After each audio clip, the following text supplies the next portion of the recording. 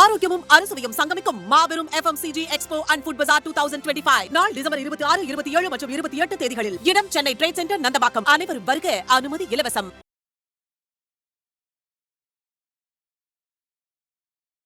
அது ஒரு group study கொடுக்குற ஒரு இடமா லாஸ்ட் டைம்ல தான் இவங்க அதில் ஸ்டிக்கர் ஓட்டுற வேலை பண்ணுறாங்க. இவ்வளோ பண்ணணும்னு அவசியம் இல்லைன்ற. நீங்கள் சாதாரணமாக உங்கள் திட்டங்கள் மூலியமாக போய் சேர்ந்துச்சுன்னா அதுக்கு நீங்கள் எந்த அளவுக்கு போகுதுன்னா முதல்வரை பண்ண வைக்கிறாங்க.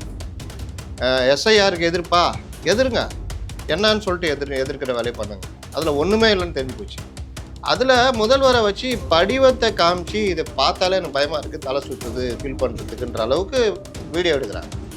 ஆனால் முதல்வர் கீழே வேலை செய்கிற மாவட்ட ஆட்சியர் இந்த படிவத்தில் ஒன்றுமே இல்லைங்க பாருங்கள் இப்படி ஃபீல் பண்ணான்னு அவர் ஒரு வீடியோ போடுறாரு. அப்போ எதை மக்கள் நம்புறது? எது உண்மை நம்புறது?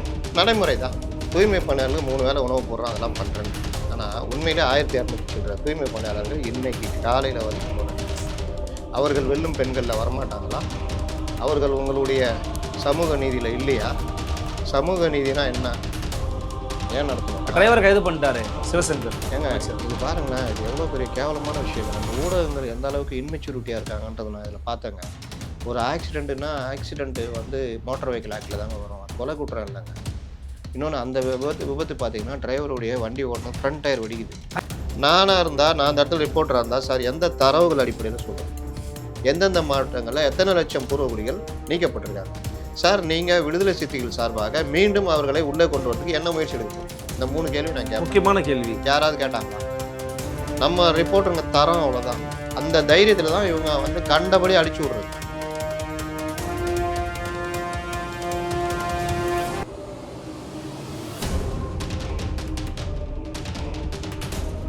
அன்னை பர்னிச்சர்ஸ், அன்னை திருமண சீர்வரிசை பொருட்கள், டிவி, ஃபிரிட்ஜ், வாஷிங் மெஷின் உள்ளிட்ட 200க்கும் மேற்பட்ட பொருட்கள் அடங்கிய திருமண சீர்வரிசை ரூபாய் 99,000 மட்டுமே. தமிழகம் முழுவதும் இலவச டோர் டெலிவரி. தொடர்புக்கு 7550014440 9345044044. நிம்மதி ப்ராப்பர்ட்டி மேனேஜ்மெண்ட். கான்டாக்ட் 7667008999. நலம் தரும் நல்லார் சித்த மருத்துவமனை.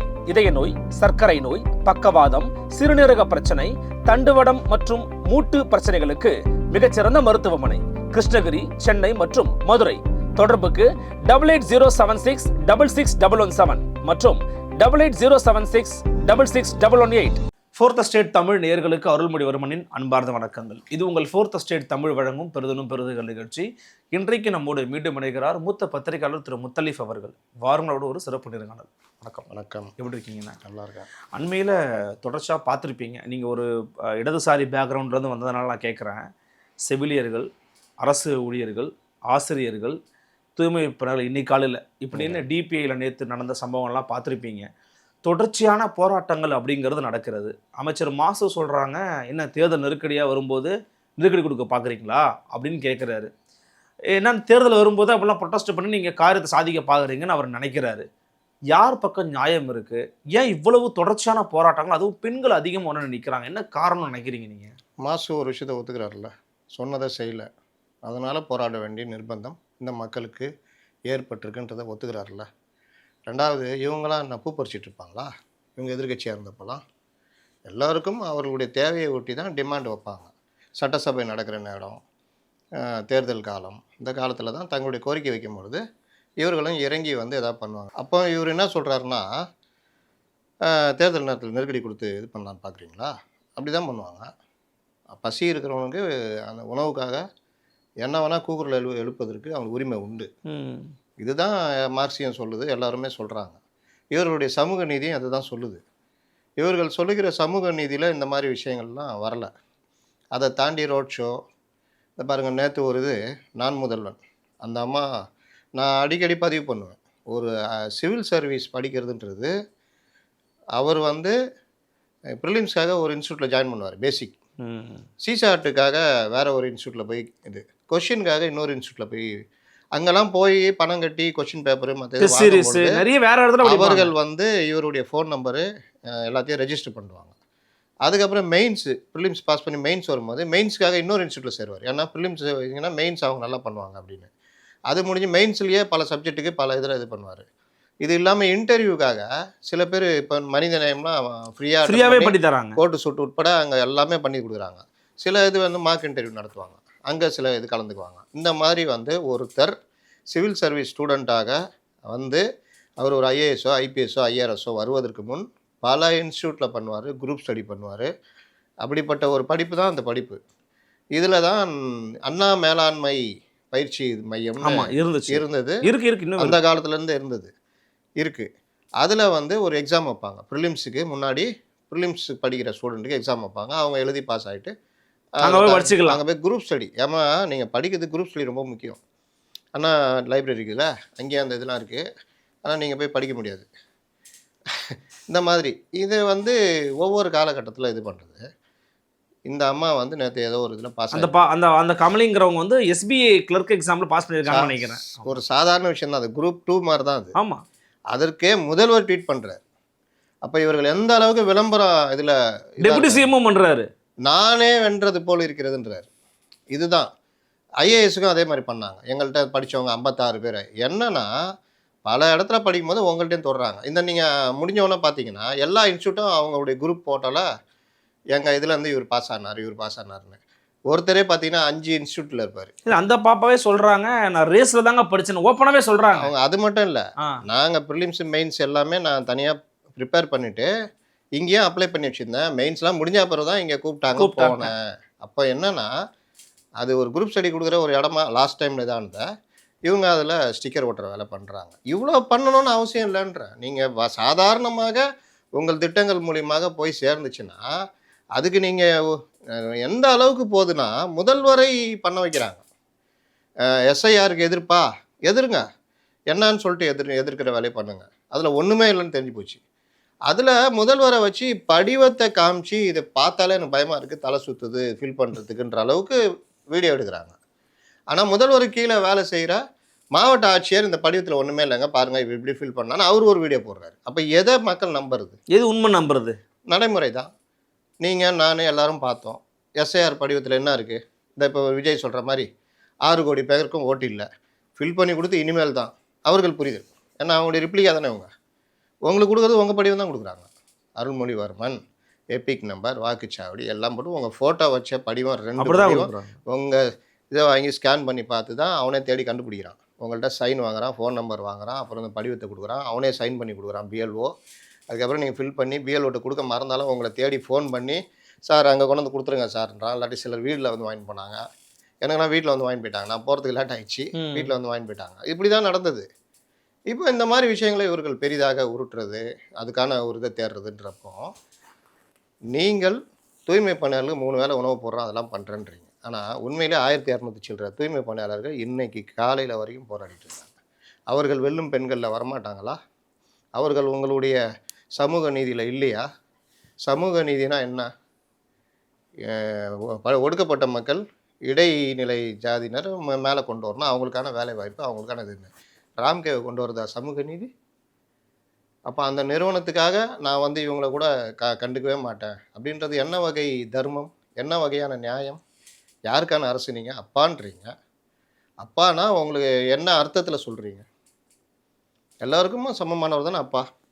ஒரு நிறுவனத்துக்கு சமமாக இருந்துட்டு ஒரு தூய்மை பணியாளர் ரோட்டில் விடுறதும், இடைநிலை ஆசிரியர்களுக்கு நீங்கள் தானே 311 வாக்குறுதி கொடுத்தீங்க. எத்தனை வருஷமாக போராடுறாங்க நம்மளே பார்க்குறோம்.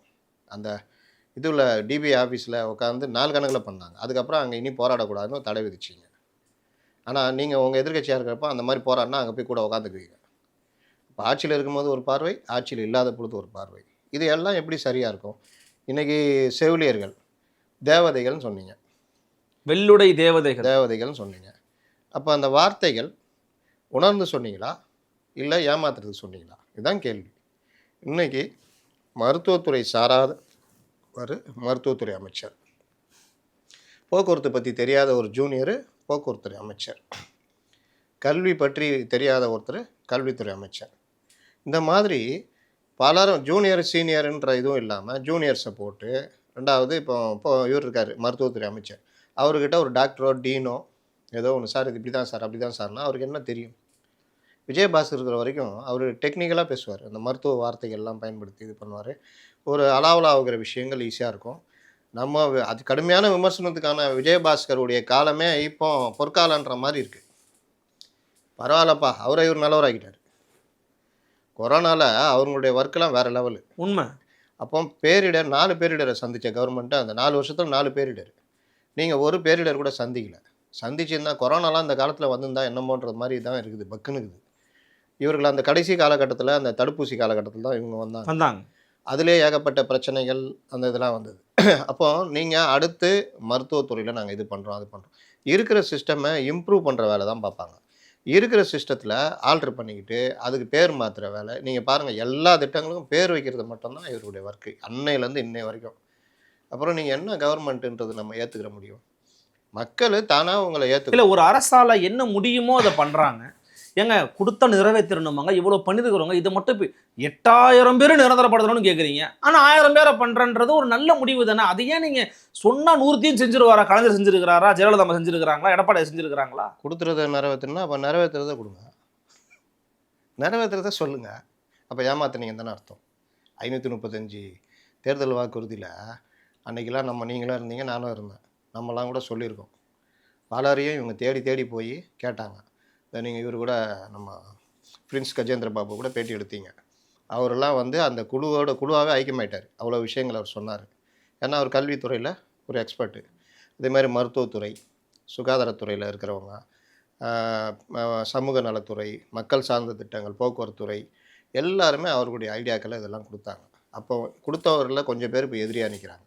அவர்களால் நம்ம கொடுத்ததை நிறைவேற்றலன்னு தான் சொல்லிகிட்டு இருக்கோம். ஆனால் அவர்கள் எதிரியாக பார்க்குறாங்க. எதிரியாக இருக்குது. நீ திராவிடத்துக்கு எதிரி, நீ சங்கி, இந்த மாதிரிலாம் பண்ணுறாங்க. அப்போ உங்களோடைய நீங்கள் என்ன சொன்னாலும் கேட்டுட்டு போகணுன்னா என்ன அர்த்தம்? நீங்கள் சொன்னது எல்லாம் எவ்வளோ பெரிய இது பாருங்கள்.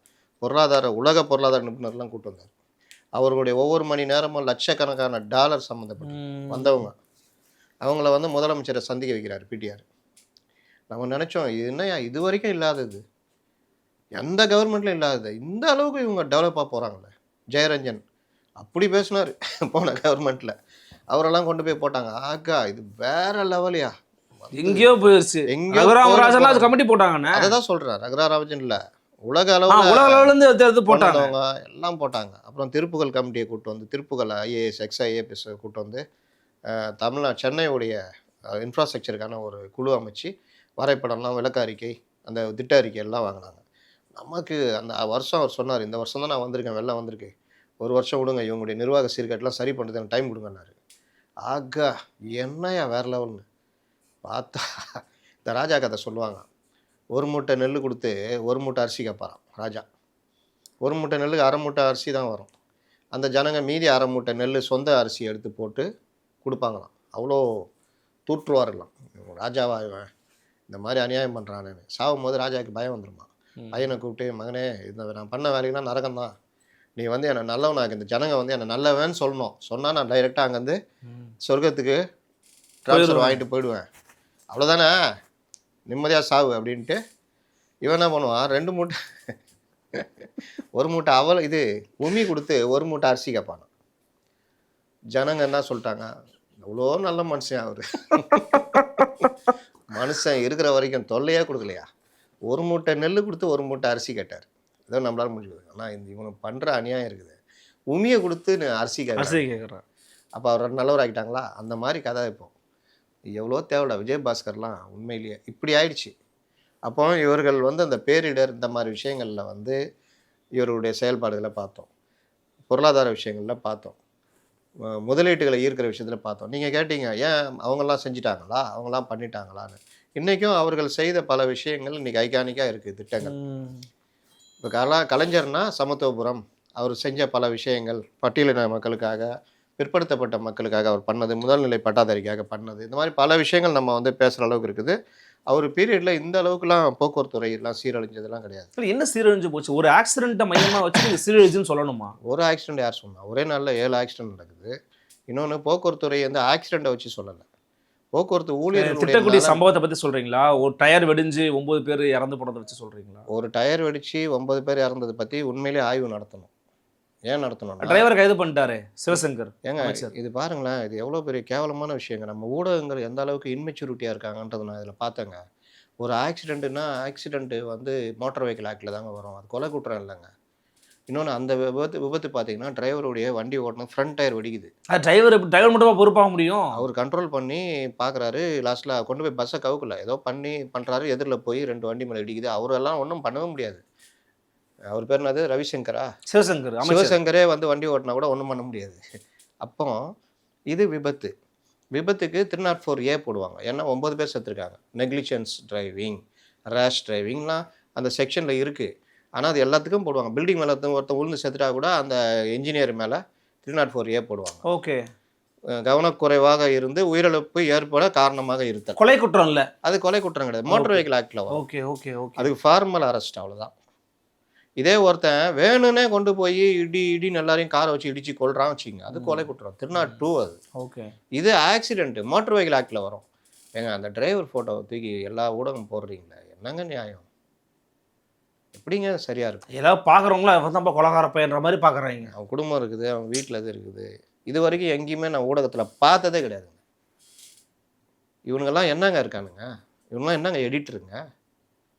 ஏங்க கீழே இருக்கிறவங்க புதுசாக வந்த பசங்க காலேஜ் முடிச்சு அப்படியே வரானுங்க. அவனுக்கு எந்த எத்திக்ஸ் கிடையாது, எதை பற்றியும் தெரியாது அவனுக்கு. ஒருத்தன் போடுறான்னு 10 பேர் போடுறீங்களே, என்னங்க நியாயம்? அதாவது அந்த யார் காரணங்கர்த்தாங்கிறத திசை மாற்றத்துக்காக பண்ணுறாங்களா இதை? எனக்கு தெரியாதுங்க, அது எனக்கு தெரியாது. ஆனால் இந்த டிரைவர் தான் 9 பேரை ஏற்றி கொண்டவர்னு ஏங்க ஃபோட்டோ போடுறீங்க? அன்புமணியும் அண்ணாமலையும் என்னங்க சொல்கிறாங்க? அரசு தான் பொறுப்பேற்கணும்ன்ற பொறுப்பேற்கணும். வாகனத்தை வந்து நீங்கள் பராமரிக்கிறதுல சிக்கல் இருக்குதுன்னு அவங்க சொல்கிறாங்க. இதுதான் முக்கியம். என்ன கேட்டால் விமான விபத்துலாம் நடந்தால் உடனடியாக அது ஒரு கமிட்டி போட்டு ஆய்வு பண்ணுவாங்க. எக்ஸ்பர்ட் போட்டு எப்படி நடந்தது, அப்போ தான் அடுத்த தடவை அது நடக்காமல் தவிர்க்கிறதுக்கு வேலை செய்யலாம். அந்த விமான கம்பெனி இறங்கி பண்ணோம். இப்போ எஸ்இடிசி விபத்து நடந்திருக்கு. ஃப்ரண்ட் டயரு எப்போவுமே புது டயர் தான் இருக்கும். ரேட்டட் டயர்லாம் போட மாட்டாங்க, ஏன்னா லாங் டிரைவ். அப்போ அந்த டயர் ஏன் வெடிச்சது, என்ன காரணன்றதை நிபுணர் குழு போட்டு ஆராயணும். ஏன்னா 9 பேர் உயிருங்க, சாதாரண விஷயம் இல்லைங்க. உனக்கு ஒரு விபத்தாக இருக்கும், நம்ம செய்தியாக படிச்சுட்டு 3 வயசு குழந்தை இருக்குண்ணா. நீ 9 பேர் குடும்பம் இன்னைக்கு என்ன புத்தாண்டு அவங்களுக்கு துக்கமான ஆண்டா. இந்த பொங்கல் துக்கமான பொங்கல். வாழ்க்கையில் இனி அவங்க திரும்பி வர போகிறதில்ல. என்ன யார் அதுக்கு ஈடு கட்ட போகிறா? அதுக்கு ஈடு கட்டணும்னா இனி நடக்காமல் இருக்கிறதுக்கான வேலையை பண்ணணும். அதை தான் எல்லாரும் சொல்கிறாங்க. அதில் தான் நான் சொல்கிறது, கொள்முதல் மற்ற விஷயங்கள் இதெல்லாம். இன்னொன்று, போக்குவரத்துறை இப்படி இருக்குன்றது காரணம் போக்குவரத்து தொழிலாளர்களுடைய வாழ்க்கை எப்படி இருக்குது. ஓய்வு பெறும்போது 60 வயசு அந்த தொகை கிடைக்கும். அதை வச்சு பொண்ணு கல்யாணம் பண்ணலாம், பையனுக்கு ஏதாவது படிப்புக்கு செலவு கடன் வாங்கியிருப்பாங்க அது கட்டலாம், இல்லை வீடு கட்டணும்னு நினைப்பாங்க. ஏதோ ஒன்று கொடுக்குறீங்களா? அப்போ நீங்கள் வந்து இன்றைக்கி பேசுகிறீங்களே, அன்றைக்கி என்ன பேசுகிறீங்க? நான் ஆட்சிக்கு வந்தால் 100 நாளில் வந்துடுவேன், நீங்கள் உங்கள் போராட்டத்தை கைவிடுங்க. அவங்க கூட போய் உட்காந்துட்டு போக்குவரத்து தொழிலாளர்கிட்ட சொன்னீங்களா இல்லையா? அன்றைய எதிர்க்கட்சி தலைவர் இன்றைய முதல்வர் சொன்னாரா இல்லையா? அப்புறம் நீங்கள் வந்த அப்புறம் இன்னை வரைக்கும் இப்போ தான் ஒரு 600 கோடியோ 500 கோடியோ ரிலீஸ் பண்ணியிருக்காங்க கொஞ்சம் பேருக்குன்னு. அப்போ இந்த பிரச்சனை இன்னை வரைக்கும் தொடருதா? அப்புறம் என்ன உங்களுடைய நிர்வாகத்திறன்? 1 2 சொல்ல முடியும்? இல்லை, நீங்கள் ஒரு பக்கம் வந்து இதெல்லாம் பண்ணாமல் இருக்கிறீங்க, சொன்னீங்களே செய்யலன்னு கேட்குறீங்க. கஜானா காலிங்கிற ஒரு விஷயத்த தொடர்ச்சியாக நிறைய பேர் வந்து சொல்கிறாங்க, அரசியல் விமர்சகர்கள் பத்திரிகையாளர் சொல்கிறாங்க.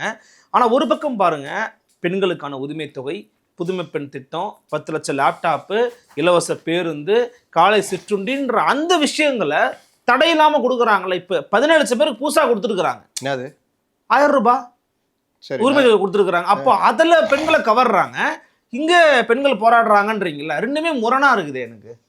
ஏங்க நீங்கள் வந்து ஒரு அரசாங்கம் என்பது முதல்ல நிதி மேலாண்மையில் ரொம்ப நல்லா இருக்கணும். அதுக்கும் சொல்கிறேன், தங்கம் தென்னரசை போய் நிதி அமைச்சராக போட்டுருக்கீங்க. நிதித்துறையை செயல்படுத்துவதற்கு அருமையான ஆள் உங்கள்கிட்டே இருக்கார். பிடிஆர் பழனிவேல் தியாகராஜன். அவர் வந்து அந்த துறையிலே படித்தார், வல்லுநர். அவர் ஏன் அவரை தூக்குனீங்கன்றது ஒரு $1 பில்லியன் கேள்வி. அப்போ அவர் இருக்கிற வரைக்கும் உபரி பட்ஜெட் போட்டார். எப்படி உபரி பட்ஜெட்னா, நீங்கள் ஒரு வீட்டு செலவுக்கு 1 லட்ச ரூபா நீங்கள் சம்பாதிக்கிறீங்க, உங்கள் அம்மாட்ட கொண்டு போய் கொடுக்குறீங்க. ஏம்மா இந்த மாதம் வந்து அப்படி என்னுடைய சம்பளம் 1 லட்ச ரூபான்னு, அதில் உங்கள் செலவுக்கும் கை காசு எல்லாம் சேர்த்து தான். அப்போ உங்கள் அம்மா என்ன சொல்கிறாங்க, டேய் 1,05,000 ரூபா ஆகுதுடா, EMI அதெல்லாம் சேர்த்து, நீ 1 லட்ச ரூபா சம்பளம், 5,000 ரூபா அந்த மாதம் வெளியே கடன் வாங்கணும்டான்றாங்க. சரி. ஆனால் 15,000 ரூபா 20,000 ரூபா கடன் வாங்குற மாதிரி ஆகிடுது. அப்போ நீங்கள் 1 லட்ச ரூபா சம்பாதிக்கிறீங்க உங்களுக்கு வருமானம், ஆனால் உங்கள் செலவு 1,20,000 ரூபா. அப்போ பற்றாக்குறை பட்ஜெட். அந்த இடத்துல உங்களுக்கு பற்றாக்குறை 20,000 ரூபாய் டெபிசிட். அதே வந்து நீங்கள் வந்து இன்னும் நல்லா உங்கள் அம்மாட்ட சொல்லி கரெக்டாக இது பண்ணி, இப்படி தான் பண்ணணும், இந்த செலவெல்லாம் குறைக்கணும், இந்த மாதம் EMI இதோட முடியுது, இதை இப்படி பண்ணணும், எல்லாம் பண்ணும்போது 1 லட்ச ரூபா கொடுக்கும்பொழுது 95,000 ரூபா செலவு பண்ணுறாங்க, 5,000 ரூபா மிச்சம் பண்ணுறீங்க. அது உபரி. ஓகே. அப்போ உங்களுக்கு அது வந்து ஒரு பெரிய லாபம் தான் அது. இதை நீங்கள் தொடர்ச்சியாக நீங்கள் மாதம் 5000 ரூபா 5000 ரூபா ஒரு 10 மாதம் பண்ணால் 50000 ரூபா அப்போ கொண்டு போய் நீங்கள் ஒரு அரசு ஒரு நகை வாங்குறீங்க. உங்களுக்கு அது ஒரு அசட்டு, மூலதனம் முதலீடு. இதுதான் எல்லா கவர்மெண்ட்டும் பண்ணோம். நான் பெரிய கதையை சின்னதாக சொல்கிறேன். சிம்பிளாக சொல்லுங்க. நீங்கள் என்ன இப்போ அவர் என்ன பண்ணார், பிடிஆர் உபரி பட்ஜெட் போட்டார். எவ்வளோ 2000 கோடி. அதுவே பெரிய விஷயம். அவர் இந்த இந்த சில்லறைத்தனமாக அந்த துறையில் தேங்கி கிடக்கிற அந்த நிதிகள் மற்ற விஷயங்கள்லாம் கலெக்ட் பண்ணார். செலவிடாத நிதிகள்லாம் கலெக்ட் பண்ணார். அந்த மாதிரி பல விஷயம் பண்ணார். அவருக்கு அந்த சாமர்த்தியம் இருந்தது. அடுத்து யார்கிட்ட கொடுத்தீங்க? அவருக்கும் இதுக்கு கீழடியை வேணால் கொடுக்கலாம் அவர் கையில், தங்கந்தனர்ஸ் கையில். இதை போய் கொடுத்தா தொல்லியல் தமிழ் துறையெல்லாம் பார்த்துருந்தார். அவர்கிட்ட கொண்டு போய் கொடுத்தீங்க. என்ன ஆச்சு? 3000 கோடி ரூபாய் பற்றாக்குறைன்னு போட்டிங்க பட்ஜெட்டில் கடைசியாக. ஆனால் 27,000 கோடி ரூபாய் போய் நிற்கிது. நிதி செயலாளர் தான் இருக்கிறாரு, அவர் பார்த்துக்க போறாரு. அவருக்கு அல்லாத அனுபவமா? சரி, நீங்கள் தான் சொல்கிறீங்க, அதுதான் அங்கே போய் நிற்கிதுன்றேன் நான். 27,000 கோடி ரூபா பட்ஜெட்டு பற்றாக்குறை. ஒன்றும் வழங்காதவனுங்க, சங்கிகள், ஊபிகள், குஜராத்தில் இது அதுன்றீங்க. அவன் பார்த்தீங்கன்னா உபரி பட்ஜெட் போடுறான். அவன் வாங்குற கடனை மூலதன செலவாக பண்ணுறான். இப்போ நீங்கள் கேட்டிங்களா மகளிர் உரிமை தொகை கொடுக்குறாரு? அதை தான் கேட்குறேன். ஒரு பக்கம் இதை கொடுக்குறாங்கல்ல, இதை கொடுக்குறவங்களால ஏன் இதை கொடுக்க முடியல நீங்கள் நினைக்கிறீங்க? உங்களுடைய கருத்து என்ன? இது கொடுக்கறதே நான் தேவையில்லாத திட்டம்ன்றேன். காசு இருக்கு, ஆனால் அதுக்கு அது காசு அது வந்து என்ன விஷயம்னா, இந்த திட்டங்கள் மூலியமாக பெண்கள் வாக்குகளை பெறலாம் என்கிற சுயநல அரசியல் தான் அதுக்கு பின்னாடி இருக்கு. அதுல வாக்கு வங்கி அரசியல் தான். வாக்கு வங்கி அரசியல். அப்ப இங்க அரசு ஊழியர்கள், செவிலியர்கள் இவங்களுக்கெல்லாம் வாக்கு வங்கி இல்லையா? என்கிட்ட நிதி இல்லை, என்கிட்ட நிதி மேலாண்மை எனக்கு தெரியாது, நிர்வாகம் எனக்கு தெரியாது. ஏங்க நீங்கள் வந்து செவிலியர்களுக்கு நாங்கள் வந்து வேலை கொடுத்துட்டோமேன்றீங்க. செவிலியர்கள் 18,000 பேர் இருக்காங்க. நீங்கள் ஒப்பந்த செவிலியர் ஒவ்வொரு கவர்மெண்ட் எடுத்தது தேவதைகள் அதுன்னு சொன்னீங்க. கவர்மெண்ட் வந்த உடனே நீங்கள் வந்து இப்போ இல்லந்தோறும் மருத்துவம், இல்லம் தேடி மருத்துவம், ஆமா, இல்லம் தேடி மருத்துவம், நடமாடும் மருத்துவம் எவ்வளவு வச்சிருக்காங்க. இது எல்லாமே அந்த காலத்துல இருந்து இருக்குது. எது ஓரம்போ ருக்குமணி வண்டி வருது பாட்டு வரும் தெரியுமா? அதில் சரிதா கதாநாயகுடைய வேலை என்ன? கிராம சுகாதார செவிலியர் தான் அந்த அம்மா. ஓகே, எல்லா காலத்துலையும் இருக்கு. ஒவ்வொரு காலத்துலையும் அதை இம்ப்ரூவ் பண்ணி கிராம சுகாதார மையங்கள் அதை ஒரு ஊருக்கு 1, ஒரு மாவட்டத்துக்கு 10ன்னு மாதிரி இன்க்ரீஸ் பண்ணாங்க. அதுக்கேற்ற சுகாதார செவிலியர்களை அந்தந்த மாவட்டத்தில் ஒன்றா போட்டாங்க. நீங்கள் அப்படின்னா இப்போ நீங்கள் அவ்வளோ தூரம் இம்ப்ரூவ் ஆகிருக்கீங்கன்னா அவ்வளோ தேவைப்படும். சரி, நான் இன்னொன்று கேட்குறேன். இந்த ஒப்பந்த செவிலியர் 18,000 பேரும் ப்ரைவேட்டில் எங்கே வேலை செஞ்சுட்டு இருக்காங்களா? இல்லை வீட்டில் இருக்காங்களா? இல்லை 8,000 பேரும் அரசில் தான் வேலை பார்த்துக்கிட்டு இருக்காங்க. அப்போ அவங்க தேவை இருக்குல்ல? அப்போ சம வேலை ஊதியம் தானே கேட்குறாங்க. அட்லீஸ்ட் ஊதிய உயர்வு கேட்குறாங்க. எங்களை பர்மனெண்ட் பண்ணி ஊதிய உயர்வு கொடுன்றாங்க. அப்போ நீங்கள் வச்சுக்கிட்டு அவங்கள ஏமாத்துறீங்க, அவங்க உழைப்பை சுரண்டுறீங்கன்னு தானே அர்த்தம். அதே வேலையை செய்கிற இன்னொரு நர்ஸுக்கு கவர்மெண்ட்டில், அதாவது இப்போ நிரந்தரமானவங்களுக்கு சம்பளம் மக்கள் வேறு. இவங்களுக்கு இப்போ தான் மகப்பேறு விடுப்பு எடுக்கிறதுக்கு லீவு கொடுக்குறாங்க. எப்போ ஆட்சி முடிகிறப்போ. அப்போ இவர்கள் இவ்வளவு நாளாக அந்த தேவதைகளுக்கு எதுவுமே பண்ணல. அவர்களும் போராடி இப்போ வந்து நெருக்கிறாங்க. என்ன சொன்னீங்க போன வாரம்? போராடுறதுக்கெல்லாம் எல்லாருக்கும் உரிமை இருக்குது, ஆனால் போராடிக்குங்க சொன்னீங்களா? அப்புறம் இந்த வாரம் ஏன் கூப்பிட்டு பேச்சுவார்த்தை நடத்துறீங்க? இது போன்ற தொடர்ச்சியான போராட்டங்கள் வாக்கு வங்கி அரசியலில் திமுகவுக்கு இம்பாக்ட் ஏற்படுத்துமா ஏற்படுத்தாதா? உங்களுடைய கருத்து? போன கவர்மெண்ட்டில் என்ன நடந்தது? போன கவர்மெண்ட்டில் நீங்கள் என்ன பண்ணீங்க? அதே தானே இப்போ நடக்குது. எல்லாவற்றிலும் மோசம், அதில் மோசம், இதில் மோசம். டாக்டர்கள் இது போராட்டமாக இவர் போய் படுத்துக்குவார். உண்ணாவிரதம் இருப்பாங்களா ஜிஹெச் வாசலில் போய் எத்தனை தடவை போய் படுத்துருக்காரு, உட்காந்து பேசிட்டு வந்திருக்காரு. அப்புறம் அந்த திண்ணையில் உட்காந்துட்டு மக்களுடைய கோரிக்கையை வாங்கினார், எல்லாம் பண்ணார். இந்த மாதிரி ஒவ்வொரு விஷயத்துலையும் இவர் பேசினார். இவர் நினச்சிட்டாரு அதெல்லாம் ஈஸி, நம்ம வந்து அது பண்ணிடலான்னு. இவர் பண்ணுறதுக்கும் கண்காணிக்கிறதுக்குமான வேலை செஞ்சாரான்றதான் கேள்வி. இங்கே பார்த்தீங்கன்னா மெட்ரோலே எடுத்துங்க உதாரணம். நம்மளுடைய ப்ராஜெக்ட் தப்பு, சென்ட்ரல் கவர்மெண்ட்டை நீங்கள் குற்றம் சாட்டி இவரை சொல்கிறாங்க. இவர் சொல்கிறாரு எஸ்ஐஆர் சாதாரண ஒரு தீவிர வாக்கு திருத்த பணி 20 வருஷத்துக்கு அப்புறம் நடக்குது. நடந்ததில் தான் 97 லட்சம் பேர் இன்றைக்கி போலி வாக்காளர்கள் இறந்து போனோம் நீக்கிறாங்க. நீங்கள் எதாவது அவ்வளோ எதிர்த்தீங்கல்ல? அறிக்கை வந்துச்சா திமுகட்டேருந்து? சொல்லுங்கள், எதாவது அறிக்கை வந்துச்சா? இல்லை. ஏன் வரல? தெரியும். ஆமாங்க, செத்து போயிருக்காங்கன்னு நினச்சி விட்டுருப்பாங்க. இதில் அரசியல் பண்ண முடியாதுன்னு தெரியும். ஓகே, அரசியல் பண்ணி தோல்வி. பீகாரில் ராகுலுக்கு தோல்வி. எலைட் அரசியல் இது வழக்கமான தேர்தல் பணி. அவரை பாணியிலே நம்மளை எடுத்து பண்ணோம். இதே அங்கே காங்கிரஸ் ஜெயிச்சுருந்தா இங்கே துடிச்சிருப்பாங்க. ஆனால் இது பண்ணும் பொழுது அவர்களுடைய ஊழியர்கள் தான் பண்ணுறாங்க. இப்போ எடப்பாடி பழனிசாமி கேட்குறாங்க 97 லட்சம் இவங்க ரிப்போர்ட் இருக்க போயிருமா அவர் முதலமைச்சர் மாதிரி 66 லட்சம் பேர் நீக்கப்பட்டிருக்கார்களே அப்படி இப்படின்னு. ஏன்ட்ட கேட்குறீங்க? இந்த கேள்வி அங்கே போய் கேளுங்க. பண்ணது இந்த கவர்மெண்ட்டு, ஆட்சியர், அவர் கீழே இருக்க ஊழியர்கள், இவங்க தானே பண்ணாங்க. அப்போ இவங்கள தான் போய் நீங்கள் கேட்கணும் அப்படின்னு சொல்லி எஸ்ஐஆர் அவங்க தான் ஆதரிக்கிறாங்களா அதிமுக? அது ஒரு ஒர்க்கு, அது நடைமுறை. புரியுது. எனக்கு 3 ஓட்டு இருந்ததுங்க. சேப்பாக்கத்தில் 1, ஆயிரம் விளக்கில் 1, டி நகரில் 1. நான் நியாயமாக தான் என்னுடைய மாறும்போது நான் அட்ரஸை மாற்றிக்கிறேன். எனக்கு 1 ஓட்டு இருக்குன்னு தான் நான் நினச்சிக்கிட்டு இருக்கிறேன். அவங்க அப்படியே வச்சுட்டு என்னை கூப்பிட்டு ஃபோன் பண்ணுறாங்க, சார் உங்களுடைய படிவம் வந்து ஃபில் பண்ணி கொடுத்துட்டு போங்க சார். ஏங்க எனக்கு டி நகரில் இருக்குன்னா அப்படியா சரிங்கன்றாங்க. அப்போ தான் தெரியுது எனக்கே என் ஓட்டு நான் மாற்றினா நீக்கலன்னு தெரியுது. இது வந்து வருஷம் வரைவு வாக்காளர் பட்டியலும் சும்மா ஒரு நாம்கி ஆவாஸ். அதில் நீங்கள் என்ன பண்ணுவீங்க, புது வாக்காளர் சேருவீங்க, அட்ரஸ் மாற்றினா மாற்றுவீங்க. அதுக்கான முகாம் தான். அது முடிஞ்சோன்னா வரைவு வாக்காளர் பட்டியல் வெளியிடுவாங்க. இதில் என்ன நீங்கள் செக் பண்ண முடியும்? உங்கள் வீட்டில் ஒருத்தர் இறந்து போயிருப்பாங்க, என் வீட்டில் ஒருத்தர் இறந்து போயிருப்பார். நான் இதுதான் வேலைன்னு போய் அங்கே நீக்குவேனா? பண்ண மாட்டேன். எனக்கு அது தேவையே இல்லை. என் ஓட்டு பற்றி நான் கவலைப்படாத எங்கள் வீட்டில் இறந்து போனவங்களை நான் ஏன் போய் பண்ண போகிறேன்? நம்ம ஜனங்க அதுதானே. சினிமா ஃபஸ்ட் டே ஃபஸ்ட் ஷோக்கு வேணால் முண்டி அடிப்பான், இதுக்கெல்லாம் பண்ண மாட்டான். அப்போ இந்த மாதிரி விஷயங்கள்லாம் நீங்கள் தீவிர வாக்கு திருத்த பணியில் தான் தெரியும். அப்போ இந்த மாதிரி விஷயத்துக்கு என்ன எதிர்த்தாங்க, எதாவது பண்ண முடிஞ்சுதா? இன்னும் பாருங்கள், நம்ம அரசியல் தலைவர்கள் எந்த அளவுக்கு, வாட்ஸ்அப் தலைவர்கள் நான் ஏன் சொல்கிறேன்னா பூர்வகுடி மக்களை நீக்கிவிட்டார்கள். இஸ்லாமியர்களை நீக்கிட்டாங்கலாம் சொன்னாங்க. நீக்குவார்கள்னு சொன்னாங்க. ஆனால் இவர் நீக்கின பிறகு பூர்வகுடிகள் தான் நீக்கப்பட்டிருக்காங்கன்னு இவர் நம்ம திரும்ப சொல்கிறாரு. நானாக இருந்தால், நான் அந்த இடத்துல ரிப்போர்ட்டராக இருந்தால், சார் எந்த தரவுகள் அடிப்படையில் சொல்கிறீங்க, எந்தெந்த மாவட்டங்களில் எத்தனை லட்சம் பூர்வகுடிகள் நீக்கப்பட்டிருக்காங்க சார், நீங்கள் விடுதலை சிறுத்தைகள் சார்பாக மீண்டும் அவர்களை உள்ளே கொண்டு வரதுக்கு என்ன முயற்சி எடுக்க போகிறீங்க? இந்த 3 கேள்வி நான் கேட்பேன். முக்கியமான கேள்வி. யாராவது கேட்டாங்களா? நம்ம ரிப்போர்ட்டருங்க தரம் அவ்வளோதான். அந்த தைரியத்தில் தான் இவங்க வந்து கண்டபடி அடிச்சு விட்றது. அவர் ஆதவ அர்ஜுனா பேசினார்ல, உங்களுக்கு வாக்குரிமை இல்லைன்னா உங்கள் பாஸ்போர்ட்டும் ஆதாரம் செல்லாதுன்னு சொல்லிடுவாங்கன்னு சொன்னார். எந்த அடிப்படையில் யாராவது அதுக்கப்புறம் அவரை கேட்டாங்களா? ஏன்னா நம்ம ஆட்களுக்கே சரக்கு கிடையாது. இவனுக்கு தெரிஞ்சதெல்லாம், சார் உங்களை சீமான் இப்படி திட்டினாரே அங்கே போய்ட்டு மாக்கிது, சீமானை பற்றியும் தெரியாத அவன் வண்டை அவர் திட்டுவார். அதை கொண்டு வந்து சீமான்ட்ட, சீமான் உங்களை வந்து இவர் இப்படி திட்டினாரே என்ன சொல்கிறீங்கன்னா, அவர் அதுக்கு மேலே கோபமாக திட்டுவார்ல, கடிச்சிதுரா. மொத்தத்தில் பார்க்கும்பொழுது பேஜ் வியூ நமக்கு இருக்குது. நல்லதோ கெட்டதோ வாட்டர்மெலன் ஸ்டார்னு ஒருத்தன் நெகட்டிவ் பார்ட்டி வந்தான். உடனே அவனை பிடிச்சிக்கிட்டு இது பண்ணி இன்றைக்கி அவன் வந்து பிக் பாஸ் போய்ட்டு சினிமா நடிக்கிற அளவுக்கு.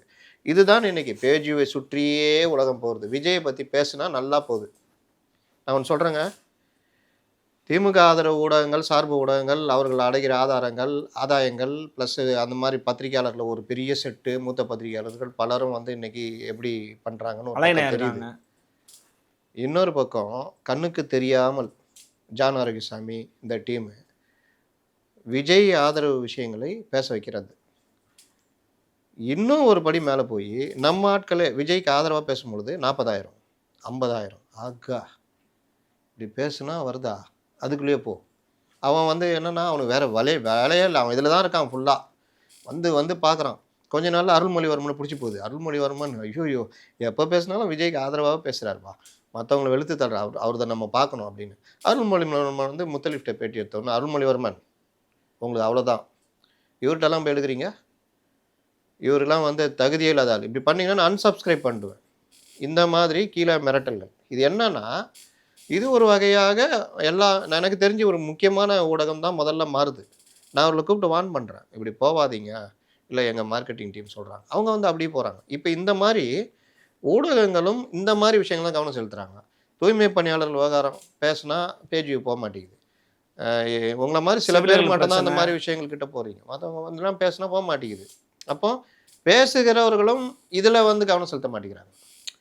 அவங்க அந்த அரசியல் பற்றி எதாவது கேட்குறியா, அவன் விஜய் விளங்கவே மாட்டான், இது வேக மாட்டான், அவன் அப்படி இவன் இப்படி தான் பேசிட்டு இது பண்ணுறாங்க. அடிப்படையில் விஷயங்களில் தரவுகள் அடிப்படையில் பேசுகிறதோ மற்ற விஷயங்களோ கிடையாது.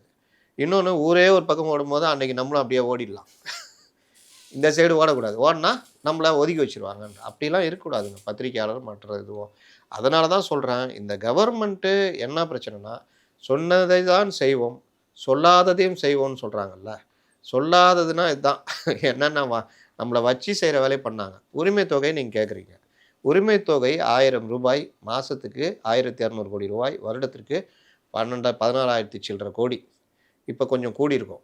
இந்த 14,000 சில்லற கோடி நீங்கள் பார்த்தீங்கன்னா இவர்களுக்கு வருமானம் எங்கேருந்து வருது? மின்சாரத்தில் 4 ஆண்டுகளில் இவர்கள் நேரடியாக வீட்டு மின் இணைப்புகளில் ஏற்றுனாங்க, கிட்டத்தட்ட 65% வரைக்கும். அப்போ நான் 1,500 ரூபா கட்டியிருந்த இடத்துல இன்றைக்கி 4,500 ரூபா மின்சாரத்துக்கு நான் கட்டுறேன். இவர்கள் சொன்னது உங்களுக்கு மாதந்தோறும் கணக்கீட்டு முறைன்னு. ஏன்னா 500 யூனிட்டுக்கு மேலே 10 யூனிட் போனால் கூட என்னுடைய மின்சார கட்டணம் 2 மடங்கு ஆகிடும், கிட்டத்தட்ட 1.5 மடங்கு அதிகமாகிடும். அந்த 10 யூனிட்டுக்காக 510 யூனிட்டுக்கு நான் கூடுதல் கட்டணம் கட்ட வேண்டியது இருக்கும். அதனால நான் என்ன சொன்னேன், எனக்கு மாதந்தோறும் மின் கட்டணம்னா நான் 300 யூனிட் யூஸ் பண்ணுவேன். அப்போ எனக்கு பாதிப்பு வராதுங்க. ஆமாங்க, கரெக்ட்டுங்கன்னு நீங்கள் சொன்னீங்க தேர்தல் அறிக்கையில். ஆனால் இன்னை வரைக்கும் அதை பண்ணல. ஆனால் நீங்கள் என்ன பண்ணீங்க, சொல்லாத என்ன செஞ்சீங்க, வருடந்தோறும் மின் கட்டணத்தை உயர்த்துனீங்க. அதனால எனக்கு என்ன ஆச்சுன்னா 2 மாதத்துக்கு 3500 ரூபா எக்ஸ்ட்ரா, ஒரு மாதத்துக்கு கணக்கு போட்டால் 1500 எக்ஸ்ட்ரா நான் கொடுக்குறேன். நீங்கள் எனக்கு எவ்வளோ கொடுக்குறீங்க? 1000 ரூபா கொடுக்குறீங்க. 500 என் கையை விட்டு நான் கொடுக்குறேன். எப்படி என்கிட்ட இந்த வாங்கிட்டு எப்படி கொடுக்குறீங்க பாருங்கள். இன்னொரு பக்கம் டாஸ்மாக் என் வீட்டில் இருக்கிறவங்க ஒரு நாளைக்கு 300 400 குடிக்கிறான், மாதம் 12000 கொடுக்குறான். அதில் உங்களுக்கு கிடைக்கிறது 6000 வச்சுக்கோங்க. எனக்கு கொடுக்குறது நீ 1000 தானே? 1000 தான். இதுதான். அப்போ இன்னொன்று, ஒரு திட்டம் சமூக நீதி அரசு அதெல்லாம் சொல்கிறீங்க, ஒரு திட்டம் சமூக சார்ந்ததாக இருக்கணும், இலவசமாக இருக்கக்கூடாது. அது உங்களுடைய தற்சார்பு பொருளாதாரத்தை வளர்க்குற வேலையை பண்ணணும். அதை தான் எல்லாருமே சொல்கிறாங்க. ஆனால் இங்கே எப்படி நடக்குதுன்னா, இப்போ ஜெயலலிதா எடுத்தீங்கன்னா அவங்க கொடுத்த மற்ற விஷயங்கள்லாம் பார்த்தீங்கன்னா ஆடு மாடெல்லாம் கொடுத்ததெல்லாம் உண்மையிலேயே ஒரு தற்சார்பு பொருளாதாரம். அது ரொட்டேஷன். அதனால சொசைட்டிக்கு பால், அரசுக்கு வருமானம், பொருளாதார வளர்ச்சி இருக்குங்க. அதில் நீங்கள் நெசவாளர்களுக்கு இலவச வேட்டி சேலை ஏன் கொண்டு வரீங்கன்னா, அதன் மூலியமாக வருடத்தில் ஒரு 6 மாதம் அவங்களுக்கு வீட்டில் அடுப்பு எரியும். இந்த பணம் அவன் சும்மா வச்சுருப்பான். அவன் செருப்பு வாங்குவான், துணி வாங்குவான், எதாவது வாங்குவான். அவன் அந்த கடைக்காரன் பிழைப்பான், அந்த கடைக்காரன் ஒரு இதை வாங்குவான். இப்படி தான் ஒரு ரொட்டேஷன் நடக்கும். அதனால தான் மாதம் அந்த 100 நாள் வேலை வாய்ப்பு திட்டம்லாம் கொண்டு வர்றது. இதே மாதிரி நீங்கள் இங்கே இந்த பண்ணுற 1000 ரூபானால என்ன சமூக நீதி, சமூக மாற்றம் நடந்துட போகுது. அதுக்கப்புறம் அதெல்லாம் தெரிஞ்சு போச்சு. இதே மாதிரி காலை உணவு திட்டம்ன்றது இது வழக்கமான ஒரு சமூக நலத்திட்டம். அது எல்லாரும் தான் பண்ணுறாங்க. எம்ஜிஆர் காலத்துலேருந்து இவங்களே கொண்டு வந்தாங்க, ஏடிஎம்கே கொண்டு வந்தாங்க. அதெல்லாம் ஒரு பெரிய திட்டன்ற மாதிரி பேசிக்கிட்டு இருக்கிறீங்கன்னா, அப்போ அதிமுக சொல்கிறதெல்லாம் என்ன பண்ணுறது? மதிய உணவு திட்டத்துக்கு, சத்துணவு திட்டத்துக்கு மத்திய அரசு நிதி கொடுக்குது. இன்னொன்று, நீங்கள் பட்டியலின மக்களுக்காக மத்திய அரசு கொடுக்குற நிதியை கூட பயன்படுத்தாமல் திரும்பி போன வரலாம். அப்போ என்ன அவங்க நிதி மேலாண்மை இருக்குன்னு கேட்குறேன். அதில் வச்சு நீங்கள் ஹாஸ்டல் கட்டுறது பல இதுக்கு நீங்கள் பண்ணலாம். எலெக்ஷனில் இது ரிஃப்ளெக்ட் ஆகுன்றீங்க? நீங்கள் கண்டிப்பாக ஆகும்.